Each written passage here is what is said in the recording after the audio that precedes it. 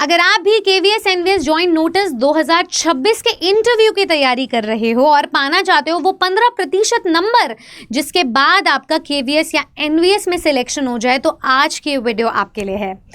मैं आज के सेशन के थ्रू वो सभी सवालों को कवर करूंगी जो आपसे केवीएस एनवीएस इंटरव्यू में पूछे जाएंगे पैनलिस्ट्स के द्वारा। तो वहां पर इंटरव्यू में केवीएस से जुड़े कौन से सवाल होते हैं, केवीएस क्या है, केवीएस का स्लोगन क्या है, मोटो क्या है, उनके यूनिफॉर्म का ऑब्जेक्टिव क्या है, स्लोगन का ऑब्जेक्टिव क्या है, उसका मीनिंग क्या है, किसको फायदा होता है, लोगों में एलिमेंट्स क्या है, हाउस सिस्टम की क्या सिग्निफिकेंस है, और लास्ट बट नॉट लीस्ट आप केवीएस क्यों ज्वाइन करना चाहते हो। इन सभी सवालों के जवाब आपको आज की इस शॉर्ट और क्रिस्प वीडियो में मिल जाएंगे। शुरुआत करने से पहले सभी स्टूडेंट से रिक्वेस्ट करूंगी कि आप इसे आगे तक के लिए शेयर करें और चैनल को सब्सक्राइब कर लें, क्योंकि इंटरव्यू से रिलेटेड सभी जानकारियां आपको इसी पर्टिकुलर चैनल पर मिलने वाली है। चलिए शुरू करते हैं। सबसे पहले तो केवीएस क्या है, केवीएस का फुल फॉर्म आपको पता होना चाहिए, केंद्र विद्यालय संगठन। अब केवीएस के बारे में आप क्या जानते हो, केवीएस गवर्नमेंट है, नॉन गवर्नमेंट बॉडी है, क्या है ये, तो उसके लिए आप जवाब दोगे कि ये एक ऑटोनमस बॉडी है जो कि मिनिस्ट्री ऑफ एजुकेशन के अंडर आती है। केवीएस सेंट्रल गवर्नमेंट स्कूल्स को रन करता है इंडिया के अक्रॉस, इनफैक्ट अब्रॉड में भी केवीएस स्कूल्स हैं। तो यहां से अब आपका दूसरा सवाल बनता है कि केवीएस सबसे पहले कब इस्टेब्लिश किया गया था। तो केवीएस का इस्टेब्लिशमेंट ईयर है 1963। केवीएस 20 रेजिमेंटल स्कूल्स के साथ शुरू हुआ था और आज कितने स्कूल्स हैं ये हम अपने नेक्स्ट सेगमेंट में कवर करेंगे। तो आपको ये केवीएस के बारे में बेसिक इन्फॉर्मेशन होनी चाहिए। अब केवीएस कौन सा करिकुलम फॉलो करता है, ये अपना सीबीएसई करिकुलम फॉलो करता है। आगे चलते हैं, नंबर ऑफ स्कूल्स पे बात कर लेते हैं। तो अगर हम all over the world KVS के नंबर ऑफ स्कूल्स की बात करें तो है 1289। 2022 में जब ये पेपर हुआ था तो आपके पास नंबर ऑफ स्कूल्स थे 1261, ठीक है, मतलब 1261 के करीब थे। अब केवीएस स्कूल्स बढ़ गए हैं, तो नंबर ऑफ स्कूल्स के बढ़ने के साथ साथ अगर आप ऑफिशियल वेबसाइट भी केवीएस के चेक करोगे तो आपके जो टोटल स्कूल्स बनते हैं वो बनते हैं 1289। ये चीज़ आप याद रखिएगा, जिसमें से 1286 स्कूल्स जो है वो इंडिया में है और जो 3 स्कूल्स है वो अब्रॉड में है। ये भी सवाल पूछा जाता है। तो वो जो 3 स्कूल्स अब्रॉड में हैं वो आपको मिलेंगे, एक तो नेपाल में काठमांडू में, रशिया में मॉस्को में और तेहरान में मिलेंगे, ठीक है। तो ये 3 स्कूल्स आपको दिखाई देंगे। अब बात करते हैं अगर इसके डिस्ट्रीब्यूशन की, तो आप ऑफिशियल वेबसाइट पे चेक कर सकते हैं कि केवीएस के 25 रीजनल ऑफिसेस मिलेंगे आपको और 5 ZITETs, ठीक है। इसका मतलब होता है zonal institutes of education and training. तो ये ऑफिसेस एंड जोनल इंस्टीट्यूट्स आपको कुल मिलेंगे 30, ठीक है। चलिए आगे चलते हैं। अगर आपको ये सवाल समझ आ गया तो इसका इस्टेब्लिशमेंट ईयर यहीं से जुड़ा हुआ है 1963 और ये 20 रेजिमेंटल स्कूल्स के साथ शुरू हुआ था। सबसे पहले केवी संस्था को क्यों स्टार्ट किया गया था? केवीएस जो है ट्रांसफरेबल स्कूल है, इसकी जॉब भी ट्रांसफरेबल होती है। तो वो बच्चे जो कि डिफेंस पर्सनल्स या गवर्नमेंट एम्प्लॉयज़ के अंडर आते हैं, या फिर आप एक ऐसे घर से आते हैं जहाँ पर जॉब्स में रेगुलर पोस्टिंग मिलती रहती है, जैसे आर्मी पर्सनल डिपार्टमेंट हो गया या फिर केवीएस के एग्जिस्टिंग एम्प्लॉयज़ हो गए, तो इनकी जॉब्स ट्रांसफरेबल होती है। तो उनके बच्चों के करिकुलम में कोई बाधा ना आए, तो उसकी फ्लेक्सिबल और स्मूथ ट्रांसफरेंस के लिए केवीएस स्कूल्स का निर्माण किया गया था, उसको विस्थापित किया गया था। तो ये चीज़ आप ध्यान रखेंगे। अच्छा, केवीएस का मोटो क्या है? केवीएस का एक स्लोगन लिखा होता है ऑफिशियल वेबसाइट पर, अगर आप यहाँ देखेंगे लोगो के नीचे, वो है तत् त्वम पुशन अपर विनु, ठीक है, या अपवृनु। सो इसका स्लोगन है तत् त्वम पुशन अपवृनु। तो ये चीज़ आपको ध्यान रखनी है।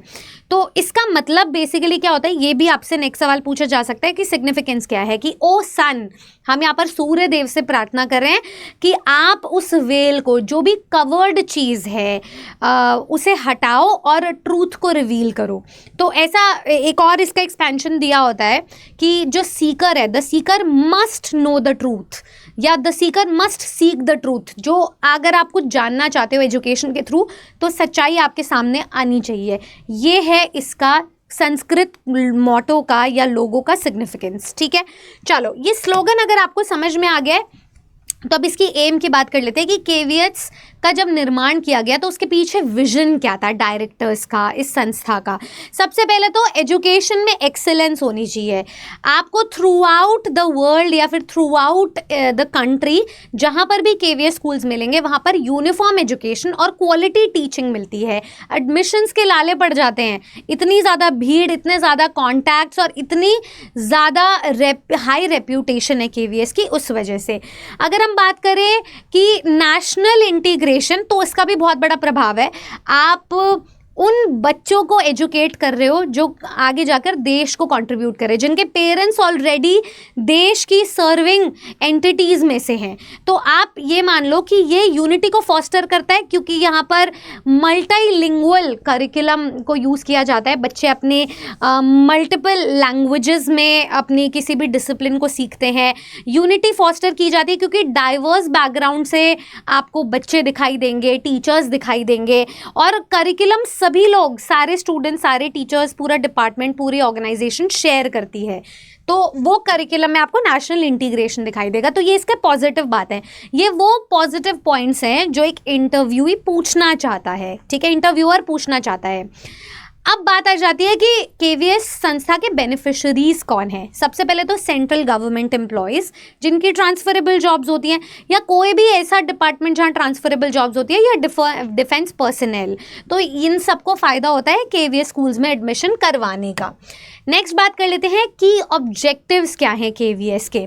तो सबसे पहले तो यूनिफॉर्म और क्वालिटी एजुकेशन मिलती है, नेशनल इंटीग्रेशन को आप सपोर्ट करते हो। तीसरा, एजुकेशन में कॉन्टिन्यूटी रहती है, कोई बाधा नहीं आती अगर किसी बच्चे का मिड एकेडमिक सेशन ट्रांसफ़र हो जाता है तो। और होलिस्टिक डेवलपमेंट, बच्चे की ऑल राउंड डेवलपमेंट या वेल राउंडेड डेवलपमेंट पर फोकस किया जाता है, जो हमारी एनईपी कहती है। ठीक है, तो एनईपी के अकॉर्डिंग सब कुछ फॉलो होता है। अब जो केवीएस का लोगो है वो क्या सिंबलाइज करता है उस बारे में बात करते हैं। केवीएस के लोगों में एक तो राइजिंग सन की चर्चा की गई है, मतलब एनलाइटनमेंट, आपकी जिंदगी में उजाला हो। दूसरा, ओपन बुक, नॉलेज का प्रतीक हो। तीसरा, फ्लाइंग बर्ड्स, ग्रोथ का प्रतीक हो। और चौथा, ये जो फ्लैग, इंडियन फ्लैग है और साथ में संस्कृत मोटो है, उसको उजागर करता है। तो ये सारे पॉइंटर्स आपको पता होने चाहिए। अब केवीएस में ना बच्चों के लिए हाउस सिस्टम होता है। वो हाउस सिस्टम को आप रिप्रेजेंट करते हो स्टार से। हाउस सिस्टम को स्टार से रिप्रेजेंट करते हो। स्टार मतलब S stands for Shivaji, T stands for Tagore, A stands for Ashoka and R stands for Raman. तो ये इंडिया के जितने भी नोबेल फिगर्स हैं उनके नाम पर ये रखा गया। ठीक है, जैसे छत्रपति शिवाजी, तो इनके नाम पर ये वैलर को, बहादुरता को दिखाता है। रविंद्रनाथ टैगोर क्रिएटिविटी को दर्शाते हैं। यहाँ पर Ashoka the famous emperor righteousness को दर्शाते हैं।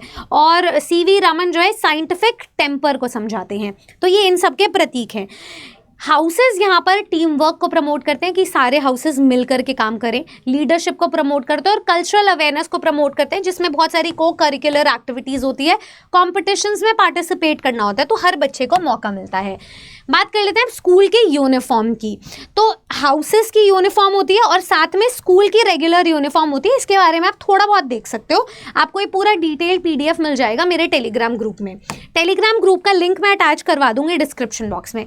नेक्स्ट क्वेश्चन आ जाता है, लास्ट क्वेश्चन है जो कि हमारा वाई केवीएस। आप केवीएस के साथ क्यों जुड़ना चाहते हो? आप केवीएस का इंटरव्यू क्यों क्रैक करना चाहते हो? देखो, आप प्री क्रैक करके आए हो, आप मेंस तक पहुँचे हो, अब आप इंटरव्यू तक पहुँच गए हो। इतनी आगे आने के बाद कोई भी स्टूडेंट बहुत ही हल्के आंसर नहीं कर सकता, बहुत ही लेज़ी आंसर नहीं कर सकता। तो आपको पावर कीवर्ड्स यूज़ करने पड़ेंगे ताकि पैनलिस्ट का जो अटेंशन है और पैनलिस्ट का इंटेंट जो है वो आपको पता चल सके। वो भी आपको सिलेक्ट करना चाहते हैं, आप भी सिलेक्ट होना चाहते हो।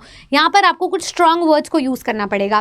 केवीएस के बारे में, इस organisation, What makes you join this organization? इसमें आपको कॉन्टिन्यूटी और सीमलेस एजुकेशन बताना पड़ेगा कि ट्रांसफर्स के अकॉर्डिंग या उसके बाद बच्चों को और टीचर्स को प्रॉब्लम नहीं आती है। सीबीएसई बोर्ड करिकुलम फॉलो हो रहा होता है, जो कि स्टैंडर्ड नेशन वाइड करिकुलम है, तो उसमें भी बच्चे को हैम्पर या ऑब्स्ट्रक्ट फील नहीं होता, ऑब्स्ट्रक्टेड।